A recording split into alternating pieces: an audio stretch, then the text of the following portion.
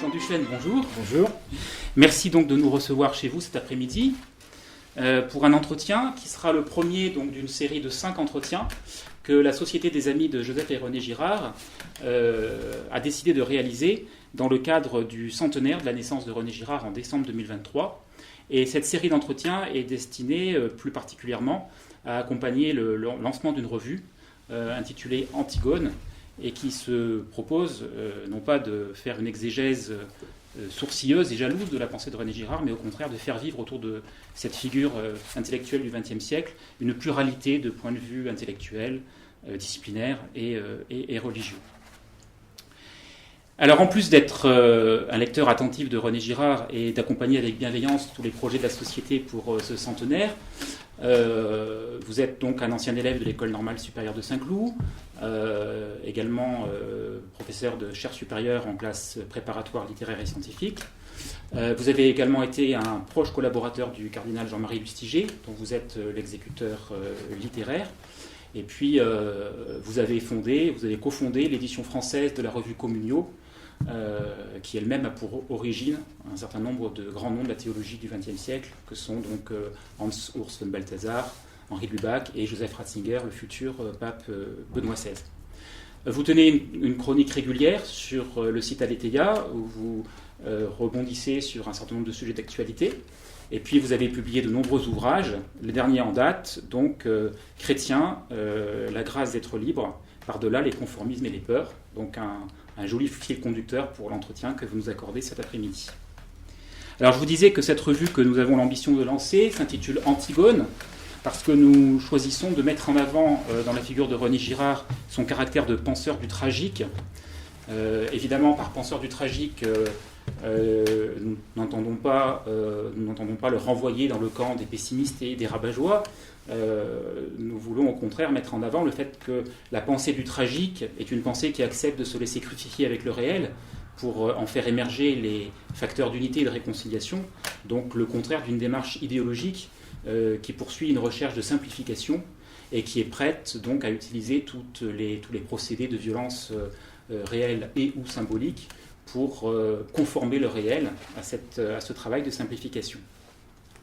Donc dans ce cadre-là, j'aurais aimé cet après-midi passer en revue un certain nombre de couples maudits du débat intellectuel contemporain, de manière à constater qu'en cheminant avec René Girard, on peut percevoir des passerelles là où certains s'échinent à entretenir des frontières les plus affranchissables possibles. Alors le premier de ces couples maudits auxquels on pense quand on s'intéresse à la pensée de René Girard, bien entendu, c'est le couple foi-raison, dont il est convenu dans l'époque où nous vivons de les opposer de façon relativement étanche.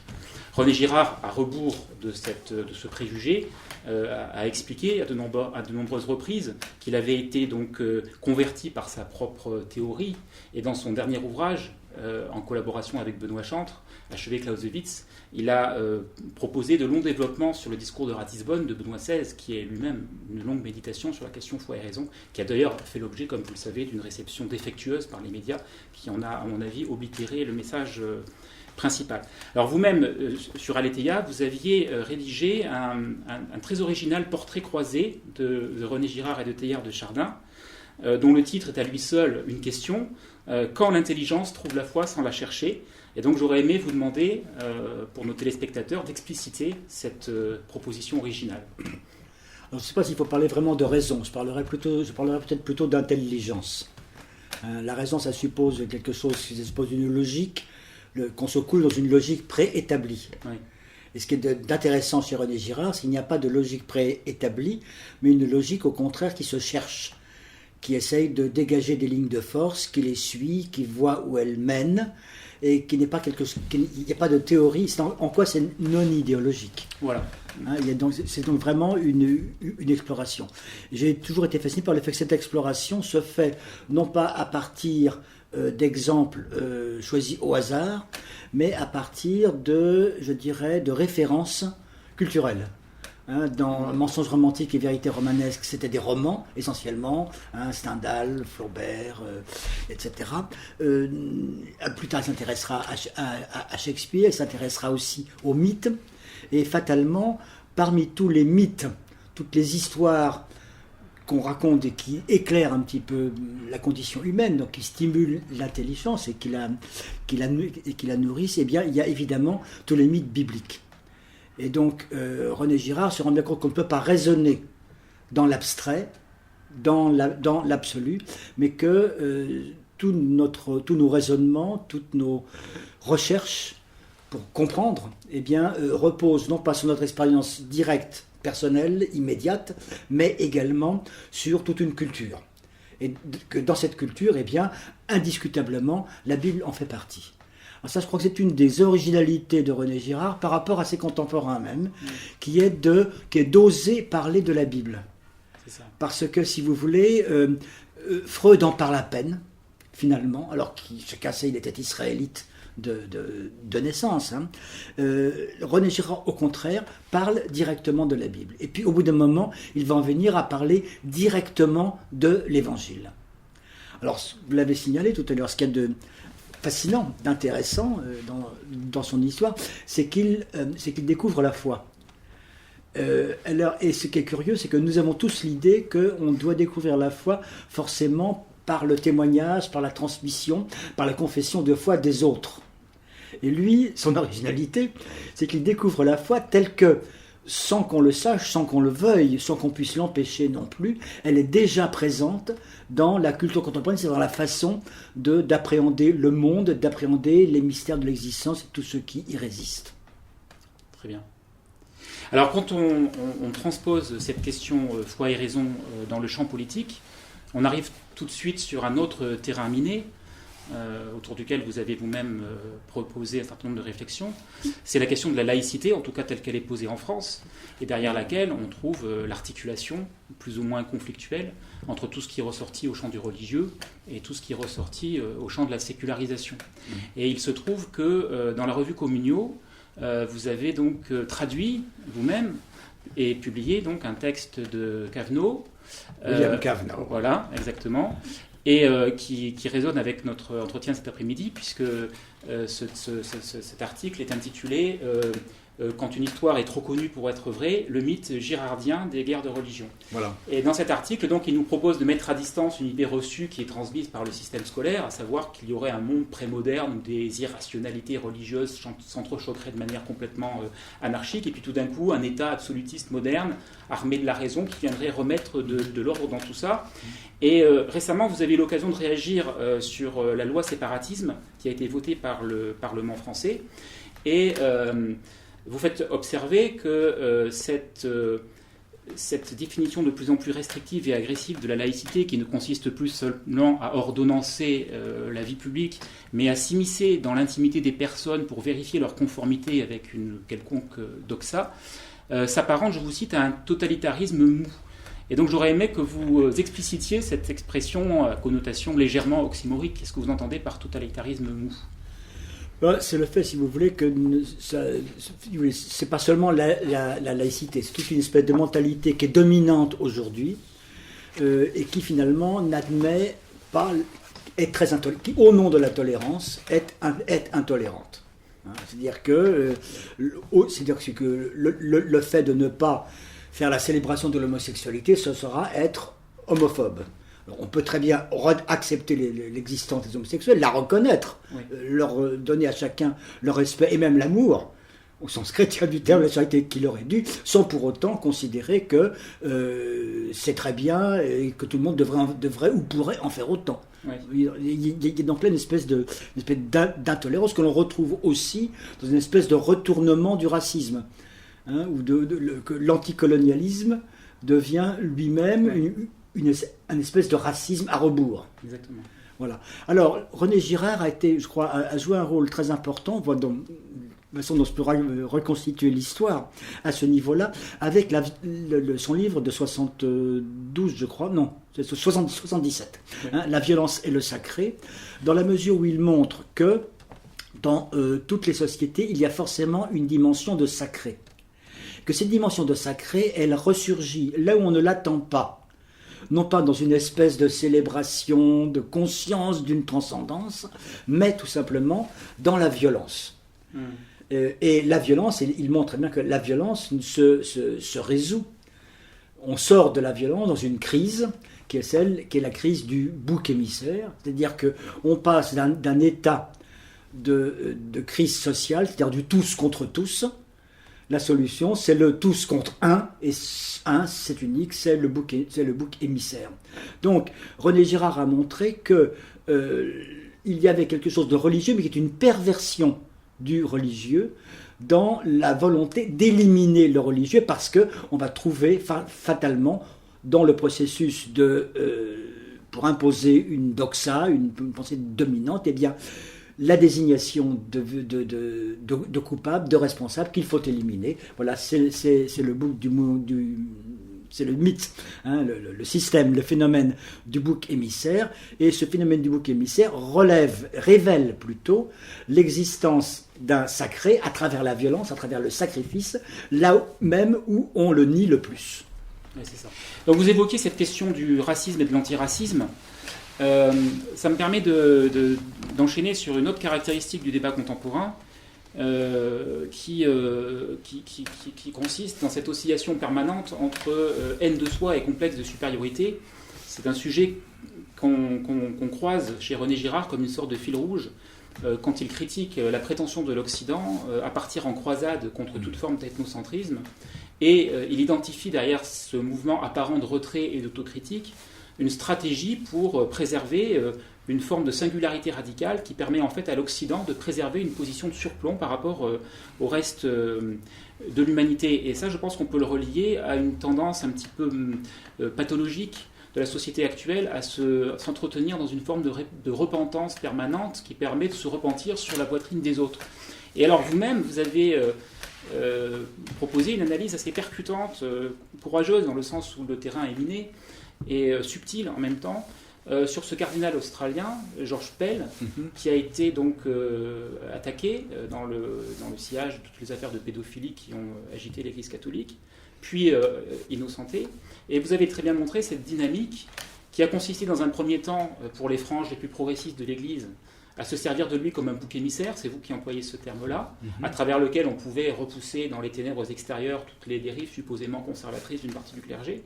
Et puis ensuite, une fois qu'il a été innocenté, le mouvement inverse, c'est-à-dire du côté des franges les plus réactionnaires, au contraire, une façon de se l'approprier comme une victime et donc comme une caution à leurs propres obsessions idéologiques. Et donc j'avais envie de vous demander, vous en tant que penseur chrétien et catholique, comment est-ce que vous pensez qu'on peut se protéger de ce dérèglement victimaire, de cette mentalité pénitentielle dévoyée, qui est une forme de christianisme détourné en fait du sens de ce qu'est la véritable repentance? Ben là, je crois que la réponse se trouve chez René Girard. Hein. C'est pas moi qui vais vous la donner. Il faut relire celui par qui le scandale arrive. Et puis aussi certaines pages de J'ai vu Satan tomber comme l'éclair. Comment dirais-je, René Girard montre très bien que le Christ est celui qui rend, une fois pour toutes, inutile, vain et même pervers le sacrifice du bouc émissaire. Il a pris sur lui le péché du monde. Alors ça, René Girard l'explique très très bien. Et comment vous expliquez le renversement contemporain de cette dynamique qui fait qu'au lieu d'être une démarche de libération, ça devient au contraire une démarche de clôture sur soi et une stratégie finalement pour accuser autrui? Mais ça c'est un renouvellement, comment dirais-je, c'est un renouvellement de plus de toutes les perversions du christianisme, de la foi chrétienne que l'on a pu constater au fil des siècles. Oui, c'est ça. Oui. Hein, autrefois, l'alliance du trône et de l'autel a été un certain type d'alliance. Aujourd'hui, on a celle-là. C'est ça. D'alliance malsaine. Aujourd'hui, on a celle-là. Alors il y a un autre aspect de ce débat contemporain qu'il faut bien aborder, même si René Girard ne l'a pas évidemment examiné sous son caractère politicien, et c'est d'ailleurs pas notre propos à nous non plus cet après-midi, c'est cette question du paradigme droite-gauche. René Girard n'a pas abordé cette question sous l'angle politique et politicienne, mais il a bien été obligé de réagir en permanence, il a été mis en situation de devoir réagir en permanence à des réceptions défectueuses de son œuvre, liée à la volonté des uns et des autres à l'apercevoir obligatoirement à travers cette ligne de clivage-là. Oui. Et d'une certaine manière, on peut dire qu'il y a un phénomène circulaire, puisque ce clivage droite-gauche qui empoisonne la vie intellectuelle, peut être comprise comme une forme de présence du dévoilement du mécanisme victimaire dans le paysage intellectuel contemporain, au sens où il y a d'un côté une modernité progressiste qui s'accapare la révélation du message victimaire, mais qui cherche à se l'approprier en faisant du christianisme le bouc émissaire de sa propre révélation. Ça, c'est une formule de René Girard. Donc le christianisme serait en fait la dernière trace d'un ordre sacrificiel qu'il conviendrait d'éliminer. Et puis en face, l'expression peut paraître paradoxale, mais une modernité conservatrice qui a très bien perçu la dimension subversive du message chrétien et qui, à partir de là, ou bien s'installe dans une forme de vis-à-vis agressif vis-à-vis de ce message chrétien, ou alors plus subtilement, et à mon avis beaucoup plus dangereusement, va essayer de digérer la croix pour en faire un signe de ralliement identitaire autour duquel on pourrait éventuellement rallumer la croisade dans le cadre des sujets contemporains. Alors dans l'ouvrage que j'ai présenté tout à l'heure, dans la dernière partie de cet ouvrage, vous évoquez un personnage que je ne connaissais pas, un proche de Chateaubriand, catholique, et vous dites de Balance. Voilà, exactement. Et alors vous dites de ce personnage, c'est une formule que je trouve très parlante, vous dites qu'il est joliment progressiste parce que traditionnaliste. Et donc j'avais envie de vous demander, en tant que chrétien, comment nous positionner par rapport à ce clivage qui nous environne de toutes parts, comment nous positionner par rapport à ce clivage de manière à le prendre au sérieux, mais sans nous laisser emprisonner à l'intérieur, puisque précisément, cette forme de pensée chrétienne nous donne une clé pour nous en libérer. Comment vous vous positionnez par rapport à ce clivage ? Je crois qu'il faut absolument, tout simplement, se référer à l'histoire. La bipolarisation droite-gauche, si vous voulez, est un phénomène récent et qui aujourd'hui est en train de s'épuiser. On ne parle de gauche au singulier qu'après la Première Guerre mondiale. Jusque-là, on parle des gauches. C'est ça, oui. Après la Première Guerre mondiale, c'est le bloc des gauches. Et ce n'est uniquement après la Première Guerre mondiale, lorsque les communistes jouent un rôle culturel et politique, mais culturel aussi, très important, qu'on va utiliser la gauche au singulier, et comme si c'était une réalité métaphysique, pour regrouper, comme on dit, toutes les forces de progrès. C'est ça. Bon, alors ceci est un mythe qui est en train de s'effondrer. Et on peut dire que René Girard, je dirais, parce que Dieu merci, il vivait aux États-Unis, n'a jamais été concerné par cette bizarre bipolarisation et nous a au contraire aidé à la dépasser, en montrant qu'il y a quelque chose de mimétique évidemment dans la droite et la gauche. Cette asymétrie, c'est un effet de miroir. On peut dire que la gauche traditionnelle a commencé, le mythe a commencé à se dégonfler et à s'effondrer à partir du moment où il a été lui-même dépassé par quelque chose de nouveau. La gauche était accrochée à l'idée de progrès, à l'idée de sens de l'histoire qu'elle accompagnait, qu'elle prédisait, qu'elle accompagnait, et il s'est avéré qu'elle était encore débordée, encore plus sur sa gauche en quelque sorte. Et alors quand on arrive à l'extrême de la gauche, on finit par faire le tour complet et à se retrouver à droite, et les mots n'ont plus aucun sens. C'est ça, oui. Mais l'Église catholique est forcément, et puis les chrétiens de manière générale, ont nécessairement une position complexe par rapport à ce clivage, puisque leur relation à Dieu dans une forme de transcendance les amène à être réputés conservateurs sur toute une série de questions sociétales. Et par ailleurs, la référence à la figure de Jésus-Christ les amène souvent à produire une forme de critique sociale plus radicale et qui pourrait facilement les amener à gauche. Oui. Est-ce que vous pensez que c'est un problème, ou est-ce que vous pensez au contraire que ça peut être une manière de... Je pense que c'est simplement une révélation de l'inadéquation de cette manière de voir les choses. Ouais. Voilà, droite et gauche n'ont finalement aujourd'hui, ça a encore un sens au niveau politique, ça constitue encore des polarisations, mais il faut bien voir que c'est un phénomène quand même spécifiquement hexagono-franchouillard. Ah oui, à ce point-là. Hein, alors on parle par commodité de la gauche et de la droite, mais en fait ça renvoie à autre chose, qui est la vieille tension, qui elle remonte alors au XVIIIe siècle, entre progressistes ou libéraux et conservateurs ou traditionnaliste. Parce qu'il y a pas du moment où la gauche dure suffisamment longtemps, elle finit par avoir cette tradition et elle devient conservatrice. C'est ça. Oui, oui. Mais comment vous percevez cette tentation dans certains milieux sociologiques, justement, à coupler la défense des valeurs traditionnelles avec la promotion de l'ordre libéral? Alors j'entends au niveau économique, le pape François, évidemment, est aujourd'hui l'incarnation d'une forme de combat contre ce qu'on peut estimer être une dérive. Est-ce que vous pensez que c'est une dérive inquiétante ou bien vous pensez que c'est dans l'ordre des choses? Non, c'est une dérive prévisible. Ouais. Il y a toujours une distance critique entre l'Église et la société. Si la société pense d'un côté, l'Église, pour rester fidèle à elle-même, va penser de l'autre. C'est ça. Mais l'Église peut aussi être entraînée, peut aussi être annexée par la société. Et à ce moment-là, devenir conservatrice si elle considère que la société menace son existence, parce que l'Église a aussi besoin d'une existence sociale. Exactement, oui. Mais ceci, encore une fois, ceci n'est pas le problème de René Girard. Bien sûr, oui, on commence à dériver. Le problème de René Girard, en fait, le problème c'est vraiment ce qui me frappe dans la carrière de René Girard, c'est qu'il commence, si vous voulez, par une anthropologie individuelle. Hein, et à nous comprendre dans nos relations interpersonnelles. Hein. Mensonge romantique et vérité romanesque, la théorie, la rivalité mimétique, c'est au niveau des personnes. Puis ensuite, dans un deuxième temps, on peut dire la partie centrale de son œuvre, il passe du niveau anthropologique au niveau sociologique. Expliquer comment fonctionnent les sociétés.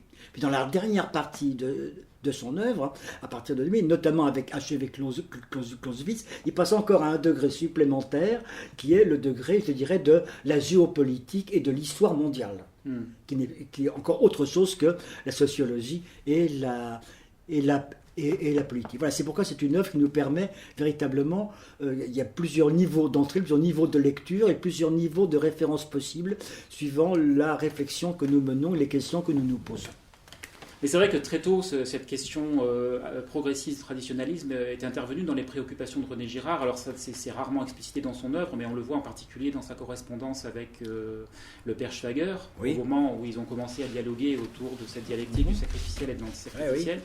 Et très vite, chez René Girard est apparu comme une souffrance le fait que son travail était en permanence ramené à une forme de faux débat entre ce qu'il appelle les crispations traditionnalistes et puis une fausse ouverture progressiste. Donc ça, ils en parlent dans leur correspondance dès la fin des années 70, début des années 80.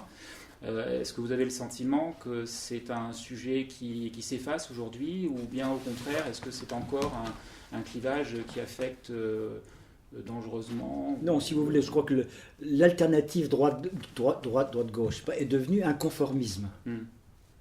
Et il est très difficile d'échapper à ce conformisme.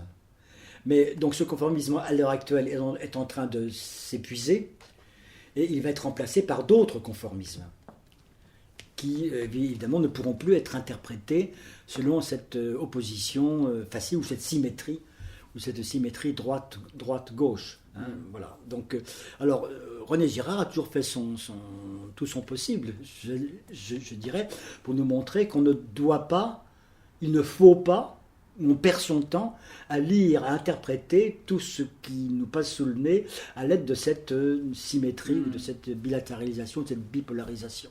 Mais par exemple, il y a un sujet qui est très central dans la vie des catholiques, qui est la question liturgique, qui est effectivement en rapport avec le sacré. Qu'est-ce que vous pensez aujourd'hui des débats autour de la question liturgique, entre ceux qui veulent en préserver à tout prix la dimension sacrale et ceux au contraire qui pensent qu'il faut l'ouvrir au monde et la rendre plus perméable? Je pense que ceci vérifie cette vérité que les débats, les affrontements se déroule toujours, sinon sur des malentendus, au moins sur des informations incomplètes de part et d'autre. Oui. Ce qui manque à l'heure actuelle, c'est finalement qu'est-ce que la liturgie, à quoi sert-elle, pourquoi faut-il la pratiquer. Au lieu de cela, on se base sur les formes et on se base sur l'interprétation que nous pouvons donner aux formes, au lieu de nous interroger sur l'interprétation de notre vie que peuvent nous donner les formes liturgiques, en fonction de leur origine, de leur histoire, de leur naissance, de la façon dont ils ont été institués. Donc c'est une série de problèmes mal posés. C'est ça, oui. Alors pour ramasser un petit peu toutes ces contradictions du débat contemporain que nous avons passé en revue cet après-midi, j'avais envie d'introduire cette notion de choc des civilisations qui a surgi dans le débat au tournant des années 2000 avec le développement du terrorisme. Et évidemment, cette notion est très facilement articulable avec la pensée de René Girard, notamment dans Achever Clausewitz, cette notion de montée aux extrêmes qu'il a mise en évidence. Et dans une conférence que vous avez donnée l'année dernière à Avignon pour la Société des Amis de Joseph et René Girard, conférence qui a été publiée d'ailleurs dans le bulletin numéro 4 de la dite société. D'ailleurs, toutes les références des biographies qui ont été citées dans cet entretien sont indiquées en description de la vidéo. Vous expliquez finalement que René Girard est un penseur particulièrement efficace pour nous protéger de ces dérives, de cette lecture des enjeux contemporains à travers la notion de choc des civilisations, et qui nous aide finalement à penser l'universalité, l'unité du genre humain et la vanité d'un débat qui chercherait à se questionner sur la supériorité ou non de telle civilisation par rapport à telle autre. Comment la pensée de René Girard, à votre avis, nous permet-elle justement de nous prémunir de ce danger qui est récurrent dans l'ambiance contemporaine? La première, c'est que René Girard, si vous voulez, est fondamentalement un non-conformiste. Le meilleur signe qu'on a, c'est qu'on ne peut pas dire exactement quelle est la discipline universitaire dans laquelle on pourrait l'enfermer. Là, évidemment, il y a la littérature, il y a la sociologie, il y a la psychologie, il y a même la psychanalyse, l'ethnologie, que sais-je, enfin, l'histoire. Donc voilà, il nous invite à ne pas, à sans cesse critiquer les outils d'analyse que nous avons. Et qui sont des outils d'analyse que nous rendre compte que ces outils d'analyse nous sont imposés, que dans cette mesure-là, ils ne nous libèrent pas, mais nous contraignent, et nous encadrent et nous restreignent. Alors, ça c'est le premier point. Le second point, c'est que sa perspective ne privilégie aucun système, aucune civilisation, aucune concrétisation particulière de cette théorie, des interprétations qu'il propose. Ce qui est aussi remarquable dans l'action de René Girard, c'est qu'il y a des théories qui sont plutôt des hypothèses, mais il n'y a absolument pas de dogme. Et la meilleure preuve peut-être, c'est qu'il n'y a pas d'école girardienne qui ferraillerait contre d'autres. On ne peut ne pas être d'accord avec tel ou tel aspect de la pensée de René Girard, mais il n'y a pas un système qu'on pourrait démolir. Exactement, oui. Donc ceci me paraît être un point très important. Et parce que précisément, ce n'est pas centré, cadré, enfermé dans un lieu, un moment donné de l'histoire, eh bien, c'est quelque chose qui peut être appliqué, qui peut servir pour essayer de comprendre et d'accueillir n'importe quelle civilisation, n'importe quel groupe ethnique avec son histoire et ses a priori, sa civilisation. Alors pour conclure cet entretien sur une note un petit peu souriante, il se trouve, peut-être tout le monde ne le sait pas, que vous êtes également un fin lecteur et commentateur de l'œuvre d'Hergé. Je crois d'ailleurs que vous avez eu l'occasion de le rencontrer personnellement. Oui. Quand j'étais en Cagne, j'ai pris mon culot à deux mains, j'ai écrit à Hergé pour lui expliquer Tintin. Il a trouvé ça intéressant et donc j'ai pu aller le voir plusieurs fois à Bruxelles. D'accord. Dans les années 60. Alors est-ce qu'on pourrait dire finalement que Tintin et sa ligne claire, ce héros totalement décentré de lui-même et au cœur duquel ne semble travailler aucune pulsion mimétique, est-ce qu'on pourrait dire que, alors évidemment c'est une façon de solliciter l'œuvre d'Hergé qui est peut-être abusive, mais est-ce qu'on pourrait dire que quelque part il n'y a pas une expression du temps retrouvé telle que René Girard l'établit dans Mensonges romantiques et vérités romanesques, une sorte de Madeleine de Proust, un oasis de fraîcheur au milieu d'un monde qui nous assaille de toutes parts avec cette cette montée aux extrêmes et ces fracas qui nous environnent, est-ce que ça n'est pas finalement le lieu du temps retrouvé, c'est-à-dire d'un rapport paisible au monde et aux relations individuelles? Je ne sais pas si c'est si paisible que ça. Je crois au contraire que Tintin est profondément subversif. Parce que on célèbre toujours, on apprécie beaucoup le réalisme de Tintin, l'exactitude des décors, l'attention aux détails. Mais ceci est trompeur. Plutôt, on se trompe en s'accrochant là-dessus. Parce que si vous regardez bien, si vous lisez bien les aventures de Tintin, ce qui est remarquable, c'est leur côté totalement invraisemblable. Ouais. Tintin se sort de manière époustouflante de situations absolument impossibles. Enfin, et donc, ne serait-ce que le couple qui défie tout que forment Tintin et Milou. Ou le couple encore, le faux couple d'ailleurs, ce n'est pas un couple entre Tintin et Haddock, avec Tournesol par-dessus. Tout ceci est une espèce de libération en dehors justement des cadres dans lesquels nous voudrions faire tout entrer. C'est ça. Et donc, c'est cette mesure-là que, pour moi du moins, Tintin est une bouffée d'air, une libération, parce que, sous l'apparence très sage, conformiste, vertueux, c'est toujours les bons qui gagnent, finalement, il y a quelque chose il y a une libération de l'imagination et de la fantaisie. Ouais. Mais malgré tout, on peut quand même dire que Tintin est un personnage assez peu tragique, puisque la frontière du bien et du mal le traverse assez peu, lui, personnellement. Il a affaire à un monde où le bien et le mal sont clairement discriminés, pourrait-on dire, mais lui, en tant que héros, est assez peu... D'ailleurs, vous avez, je crois, écrit un texte là-dessus sur la question de Tintin et du genre, puisque c'est un marronnier du débat contemporain de se demander quels sont les rapports entre Tintin et le sexe féminin. Donc, qu'est-ce que vous en pensez de cette question, de ce courant qui essaye de ramener ce personnage vers des affects plus complexes et plus... Je crois que ce courant ne se rend pas compte à quel point Tintin les conforte. Parce que précisément, Tintin entre très bien dans la catégorie LGBTQIA. C'est le A, Tintin est asexuel. Ouais. Et donc, simplement, la différence, c'est qu'il ne dit pas, il ne le revendique pas. Il l'est, mais aussi, il est dans un monde qui est le monde de l'imaginaire, qui n'est pas le monde réel. C'est ça, oui. D'accord. Et nous avons besoin de cet imaginaire. Et l'avantage par rapport à d'autres, c'est que l'imaginaire de Tintin nous aide à voir le vrai monde, le monde tel qu'il est, mais il n'en fait pas partie. Et c'est un regard extérieur sur ce monde malheureux. D'accord. Alors pour conclure tout à fait cet entretien que vous nous accordez cet après-midi, Jean Duchesne, je vous ai indiqué tout à l'heure que cet entretien prendrait place dans une série autour du lancement de la revue Antigone. J'avais envie de vous demander tout simplement, vous, avec votre expérience de penseur et d'intellectuel chrétien, ce qu'on peut attendre d'un projet comme le nôtre et quel genre de conseils vous pourriez nous donner, d'une certaine manière, pour le rendre fructueux dans le cadre d'un monde qui est quand même très fracturé et où le débat est devenu très difficile. Je me garderais bien de vous donner des conseils. Je n'ai pas de recette, de solution. Simplement, j'espère que cette revue permettra aux échos qu'éveille le travail de René Girard, de s'exprimer et de se partager. Parce que je pense que c'est une pensée, un travail, une œuvre stimulante, et donc j'ai toute confiance que la fécondité de ce travail se poursuivra, se manifestera à travers cette revue. Merci beaucoup, Jean Duchesne.